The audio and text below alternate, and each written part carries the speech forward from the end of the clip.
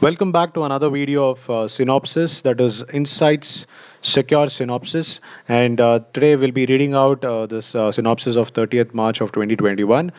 And let's get started. So if you're new to my channel, please do subscribe to this channel so that you don't miss this kind of readouts in the future. I'll be reading out the synopsis every day. Okay, so let's get started. So the first question is under General Studies 1, and the topic is role of women and social empowerment. Abhorrent practices discriminating against menstruating women should be considered abnormal. Discuss. So this was an article that appeared in Hindu, and we have a certain amount of answer to this. Let's get started. Menstruation is a natural and healthy biological process for women. In spite of this, it is still considered a taboo in Indian society. Even today, the cultural and social influences on people create a major hurdle in ensuring that adolescent girls are educated about menstrual hygiene. In Feb 2020, an incident in Gujarat's Bhuj, where girl students were asked to remove pants to prove that they are not menstruating, has brought back the stigma surrounding the menstruation. Some abhorrent practices that discriminate women. During their menstruating days, women are prohibited from participating in day to day activities. For example, women are prohibited from entering the kitchen or a temple. There is a high level of stigma regarding menstruating women. They are also not allowed to eat along with their families or travel outside their house. Women are unable to go out for work during their periods due to superstitions associated with menstruation. This reduces the wages they receive, which in turn hurts their financial independence. The notion of menstruating women being impure, a notion that targets the physiological feature of women. Reasons for taboo about menstruation: low awareness about menstrual hygiene. The stigma finds its roots in the notion of purity and pollution attached historically to menstruation.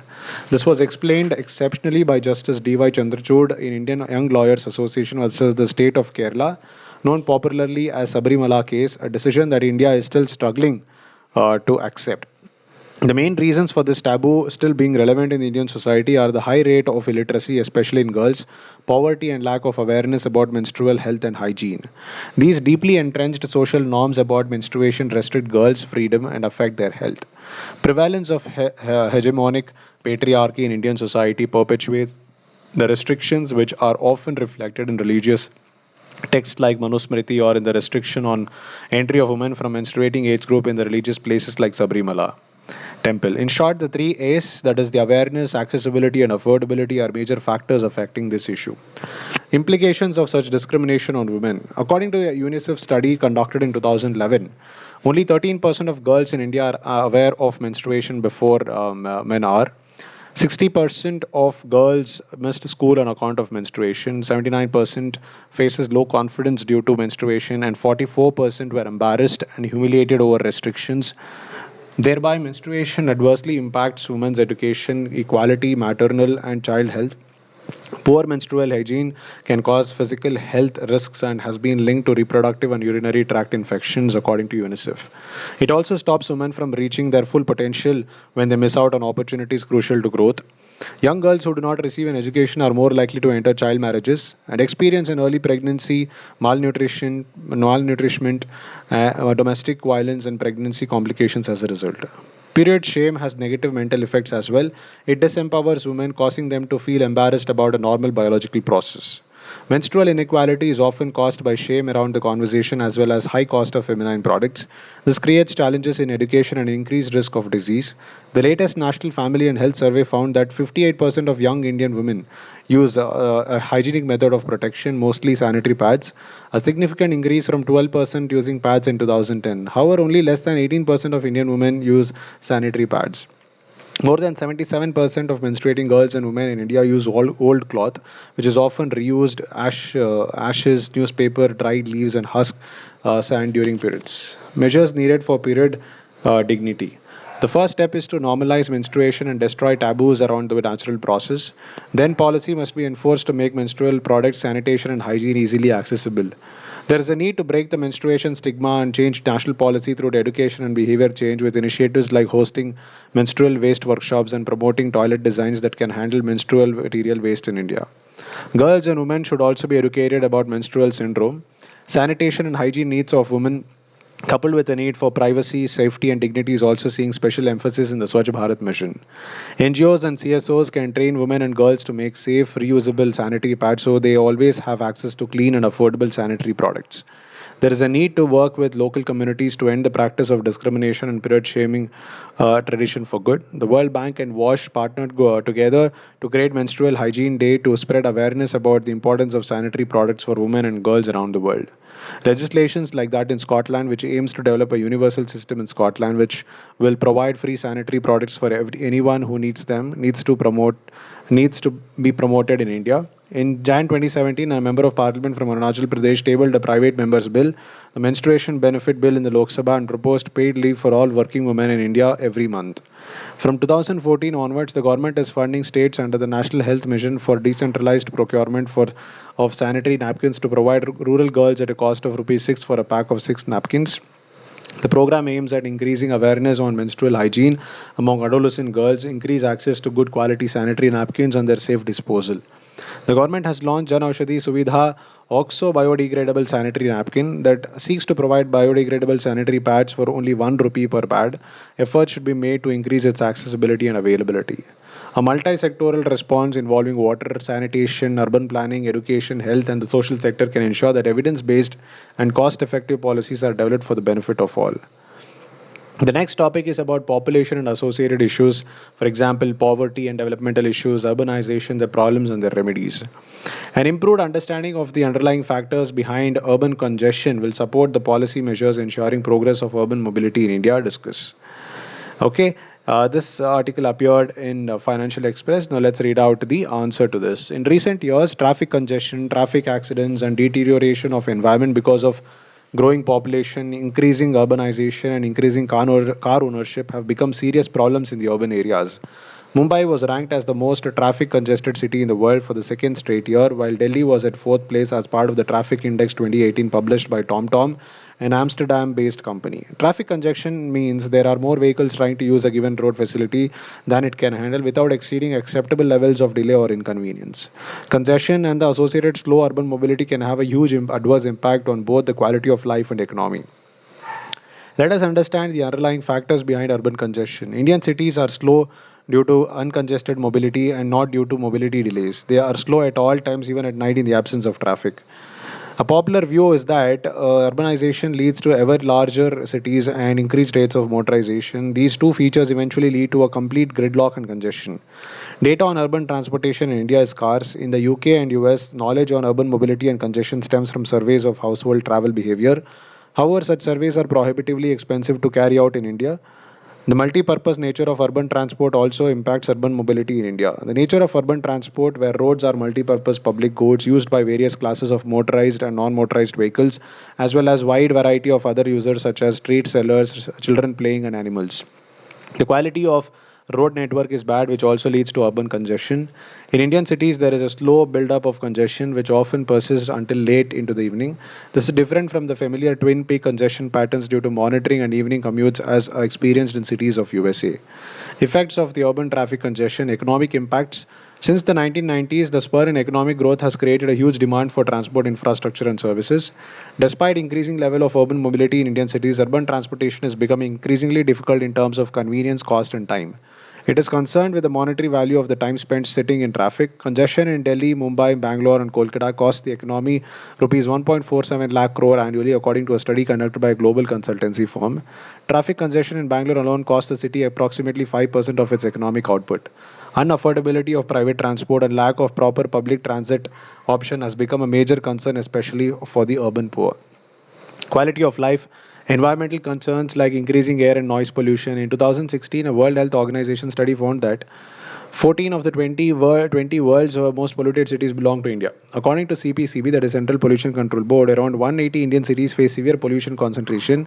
In Indore, transport contributes 30% of PM10, but 46% of PM2.5, while in Chennai it is 20% of PM10 and 35% of PM2.5. Air pollution is the fifth leading cause of death in Indian cities. Road accidents. India experiences 1,20,000 deaths per year due to traffic fatalities, more than any other country. Delhi has the highest accident rate in India and third highest in the world. Blocked traffic also interferes with the passage of emergency vehicles. Safety or the lack thereof is the single biggest factor constraining women's mobility. According to Action Aid UK, 79% of women in major Indian cities reported being harassed on streets. What are the measures needed? India's unique travel patterns imply that country level policies and local specific investments are necessary, and that using our comprehensive data sources and methodologies to study other countries individually may uncover distinctive patterns. Effective traffic policies like street usage capacity, area licensing system, electronic road pricing, quota for new vehicle system, weekend car systems, etc., must be implemented. Scaling up investments in travel infrastructure is the only way to improve uncongested mobility. Better integrated urban planning. Currently, urban transport policies are regulated by city municipalities in the country. At the national level, the government of India's Jawaharlal Nehru National Urban Renewable Mission, JNURM, mandated to transform urban areas, particularly urban transport. Promotion and integration of public transport. The Working Group on Urban Transport for 12th Plan Period recognizes the importance of public transport. In India, metro rail transport is already in operation in cities like New Delhi and Bangalore. The same facilities are also underway in other major cities like Mumbai, Chennai, Hyderabad, Jaipur, and Kolkata. Intelligent signalization system. Instead of using conventional old signalization, we must go for automated signalization in the megacities. Intersections are the major sources of the congestion, and this system could relieve a much amount of congestion. Strict lane management. Different lanes for different types of vehicles should be marked on the roads, and law, that is, financial penalties should be imposed to make the drivers maintain the lane discipline. Supply and demand. Congestion can be reduced by either increasing road capacity or by reducing traffic. Revealed that road capacity can be increased in a number of ways, such as adding more capacity over the whole of a route or bottlenecks, creating new routes, and improvements for traffic management. Reduction of demand can include parking restriction, park and ride, congestion pricing, road space rationing, incentives to use public transport, and introduction of e-education, e-shopping, and home-based working options will reduce the number of people traveling. The conclusion that we can come forward is there is a requirement of integrated urban transport policies to reduce the congestion on urban roads. Continuous vehicle purchasing due to high income in the mega cities also should be addressed, and there should be birth of new rules and regulations for registering a new vehicle. The major urban congested cities like Delhi, Mumbai, etc., state and city public transport undertaking need to be strengthened to attract the public to use the public transport. Introducing a rapid and efficient public transport and promoting it to a national levels leads to some relief in the major congestion problems in the urban cities. In the mega cities, there is a need of strict rules of parking and uniform charges of vehicles so that one can park their vehicles on the busy roads. Government policies and intervention for development in the various sectors and issues arising out of their design and implementation is the next topic, and this topic is under general studies too. Let me read the question. In order to leverage demographic dividend, there is a need to have a systematic approach so as to create a suitable environment to develop opportunities for gainful employment of the rural youth. Comment. This article was had appeared in Diplomat, and let us read the answer to this. Demographic dividend, as defined by the United Nations Population Fund, means the economic growth potential that can result from shifts in a population's age structure, mainly when the share of the working population, that is 15 to 64, is larger than the non-working age share of the population, that is 14 and younger and 65 and older. India has one of the youngest populations in an aging world. By 2020, the median age in India will be just 28 years. Demographic can change the pace and pattern of economic growth. Body need to have a systematic approach to tap the demographic dividend. The study on demographic dividend in India by United Nations Population Fund throws up two interesting facts. The window of demographic dividend opportunity in India is available for 5 decades, that is until 2055, longer than any other country in the world. This demographic dividend window is available at different times in different states because of differential behavior of the population parameters.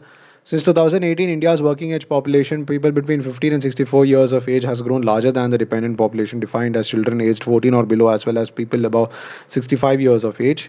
This bulge in the working age population is going to last till 2055, or 37 years from its beginning. This transition happens largely because of a decrease in the total fertility rate, TFR, which is the number of births per woman, after the increase in life expectancy gets stabilized. Many Asian economies, Japan, China, South Korea, were able to use this demographic dividend defined by the United Nations Population Fund as the growth potential that results from shift in a population's age structure. What are the challenges associated with harnessing the demographic dividend in India? Different sections of the population have unequal access to resources like education and technology. Different states have different demographic transition, like Kerala and Tamil Nadu are witnessing demographic dividend. Andhra Pradesh and Delhi are opening up the demographic dividend. Bihar and UP are yet to open up. Technological changes making labor partially or wholly redundant in a number of sectors across the world.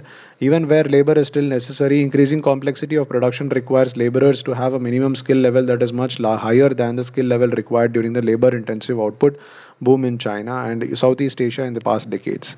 The infrastructure put up in place in cities are not able to handle migration. Dissatisfaction cited are insecure jobs, low salaries, stressful environment, and mismatch between job and qualification. Social and political problem associated with regional disparities. Female labor force participation has decreased. Educational imbalances. The quality of primary schooling and teachers in India is very poor. ASER reports show the quality of education among children. Moreover, because modern ailments such as obesity are increasing in many developed countries, there is no guarantee that adult longevity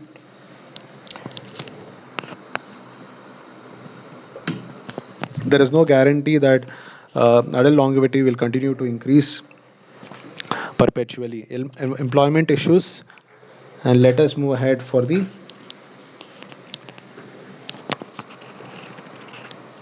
excuse me for that.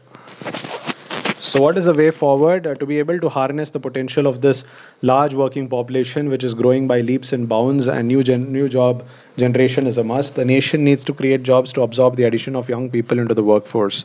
Improved infrastructure, skill development, access to easy finance, reducing barriers to entrepreneurship, and forums for mentorship of emerging entrepreneurs in partnership with corporates are some of the measures. India has to invest more in human capital formation at all levels, from primary education to higher education, cutting edge research and development, as well as on vocational training to increase the skill sets of its growing working age population.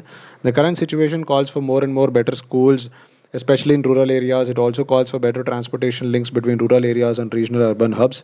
Equally important focus on elderly people to make use of their wisdom and experience, increasing the number of formal jobs in labor intensive, export oriented sectors such as textiles, leather, and footwear, gems and jewelry. These sectors also have a higher share of the female workforce. Thus, flagship schemes such as Skill India, Make in India, Digital India have to be implemented to achieve convergence between skill training and employment generation. Increased use of technology in all sectors. The government must also ensure better quality of jobs with a focus on matching skill sets and job opportunities. There is a need to look into these qualitative issues of job satisfaction, job profile, and skill matching, and the creation of opportunities for entrepreneurship in order to be able to harness the vast potential of human resources. A multi pronged approach is imperative to reap the demographic dividend.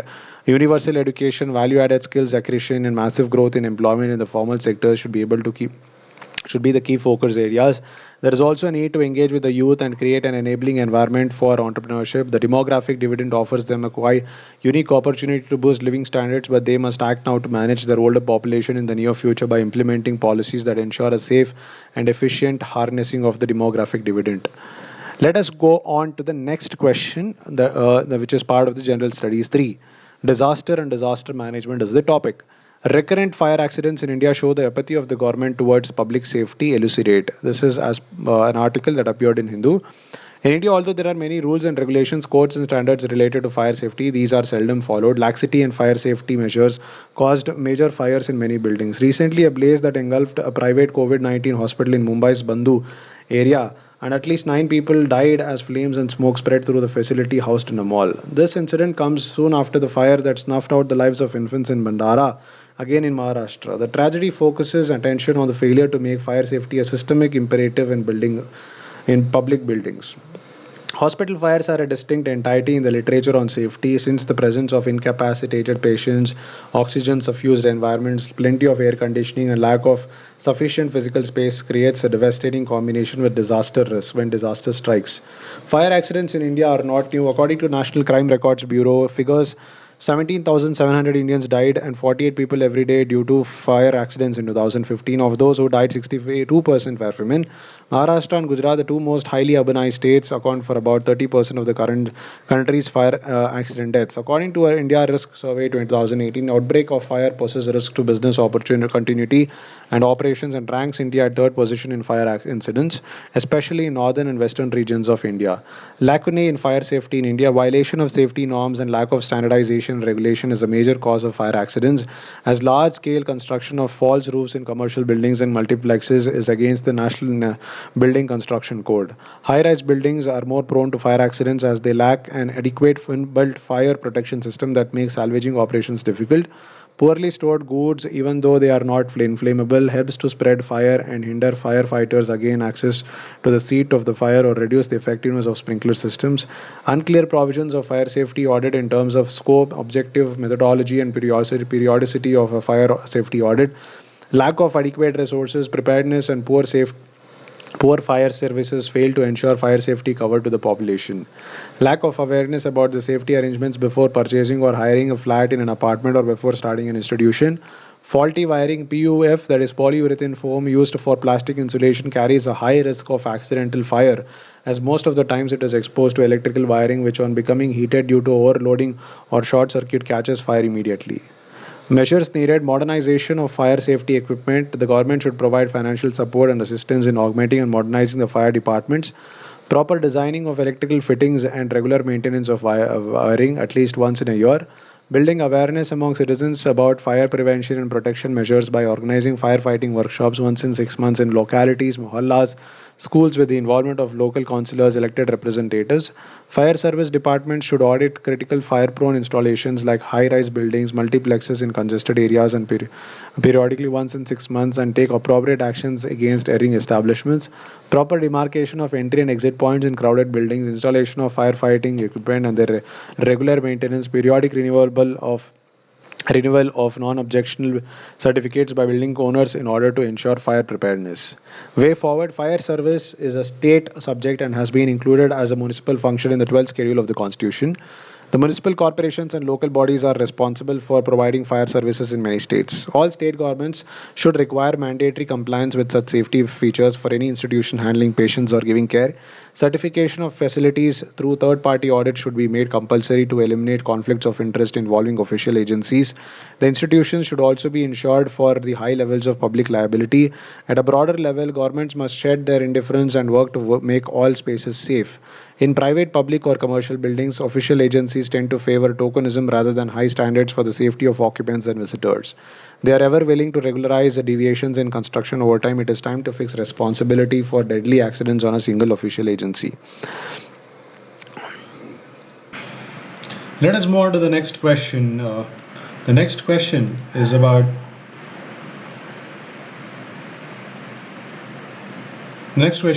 Indian economy and issues relating to planning, mobilization of resources, growth, development, and employment. The current model of economic growth prioritizes capital over labor and is unlikely to resolve the unemployment crisis amidst the pandemic situation. Do you agree? It is an article that appeared in Indian Express. Now let us read it out. Unemployment has become a chronic problem of India, and in the recent years the situation has only worsened. This level of unemployment is not just a symptom of jobless model of economic growth that has been followed in the last 2 decades, but is also a recipe for political and social instability. The pandemic and a subsequent crisis in the unemployment situation has only highlighted the fragile situation of the labor market. State of unemployment in India. In the current pandemic situation, the world has been caught ill prepared to deal with a crisis of high magnitude. According to the PLF's April-June 2020 round, the urban employment rate for population above the age of 15 was 20.8%, which is close to the monthly average for the same quarter for CMIE at 19.9%.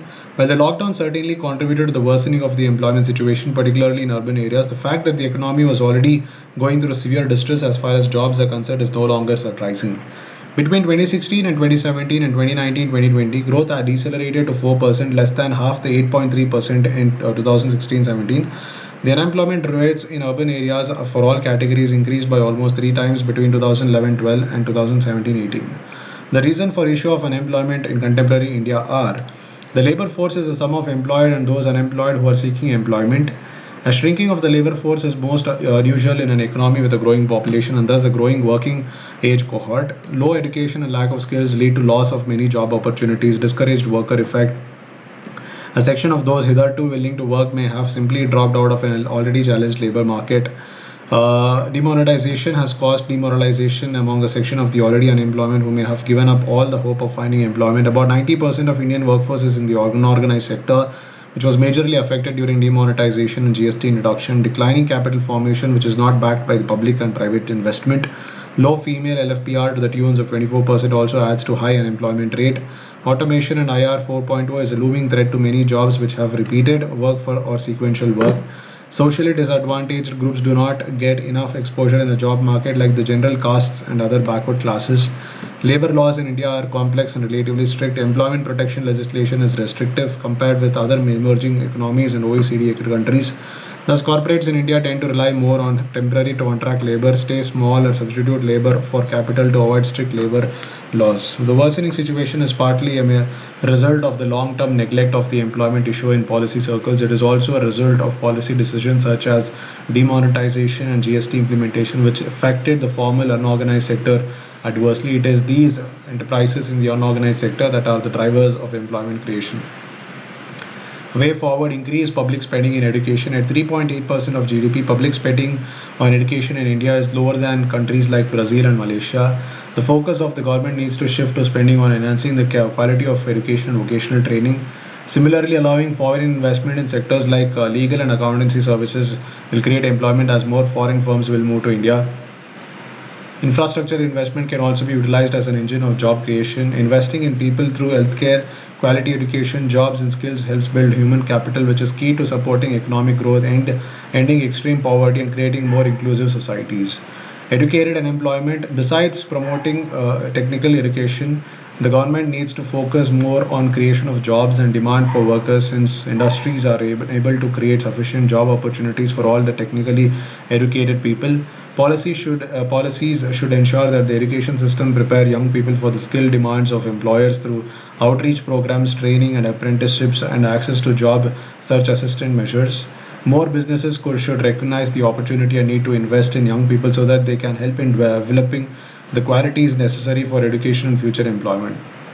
NGOs should engage collectively in policy advocacy on youth. They should also partner with companies to develop skills and training programs to tackle youth unemployment. Singapore has launched certain programs to establish partnerships between domestic and foreign universities to promote tertiary education.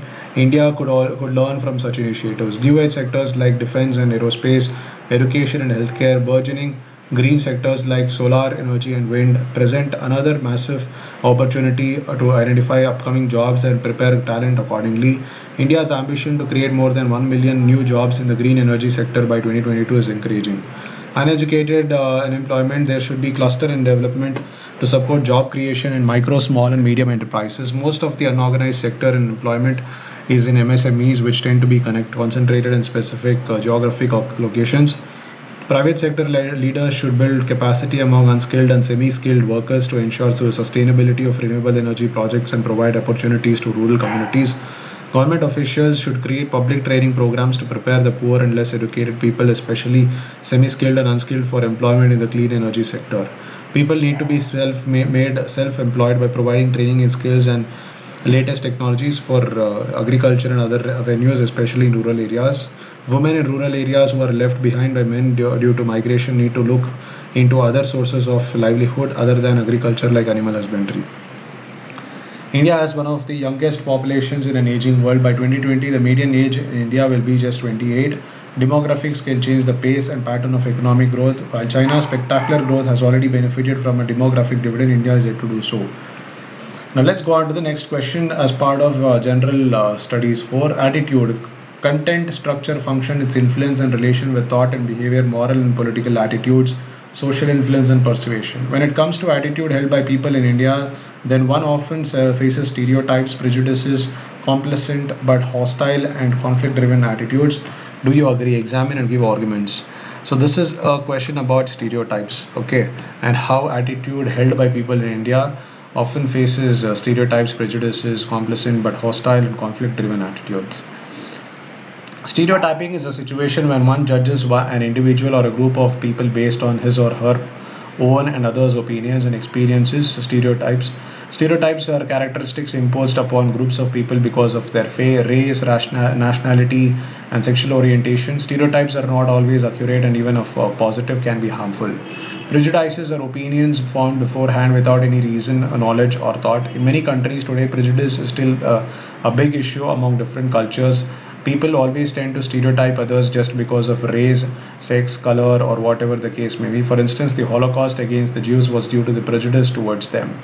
Stereotypes, prejudices, and hostile attitudes directly impacts the behavior and conduct of an individual. This will manifest in the form of negative treatment, discrimination against certain sections of people. For instance, negative consequences, direct and indirect, associated with negative stereotyping, such as discrimination and hostility, negative attitudes, and a lingering effect of lack of self-control and aggression. Such outcomes are already visible in India. Another example is of incidents of people, particularly Muslims, being harassed for their suspected affiliation with Tablighi Jamaat have been reported during the COVID pandemic last year.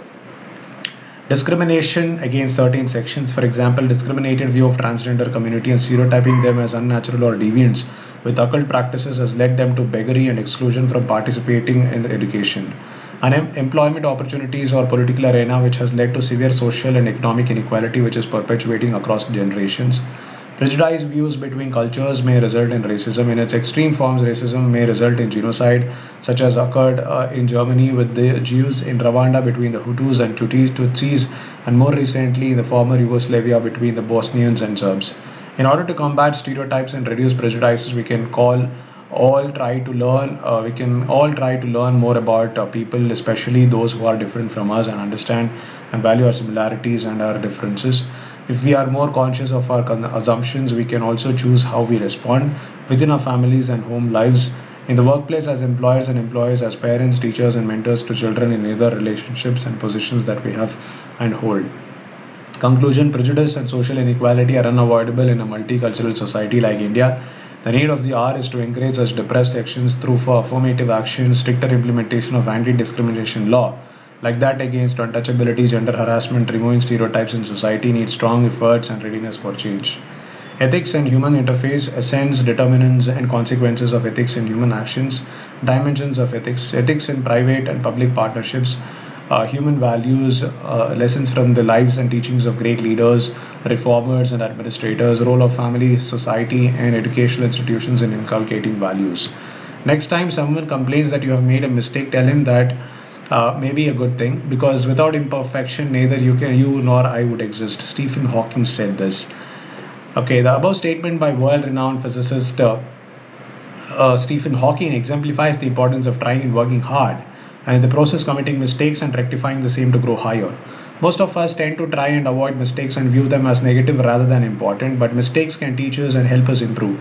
Understanding the importance of mistakes and how to use them to our best advantage is what separates out the great leaders from the rest of the crowd. Making mistakes provides us opportunities to showcase our leadership. Instead of trying to hide our errors, we should be using them to highlight our leadership skills and character. Importance of mistakes in life: gain clarity. We have been taught that mistakes mean we have done something wrong and we have failed in some way. Identifying actions and outcomes that make us feel like we didn't succeed can help us gain clarity on what success means to us. Mistakes let us know we have strayed from what we want to be, do, or have. Paying attention to why we view the action as a mistake can help nudge us back towards our desired vision and leadership purpose. Face fears: because mistakes tend to be viewed as negative, we have a natural fear of them. An even stronger emotion is our sense of pride, and we fear those things that threaten our ego. To admit that something went wrong and take action to correct it calls on us to face those fears.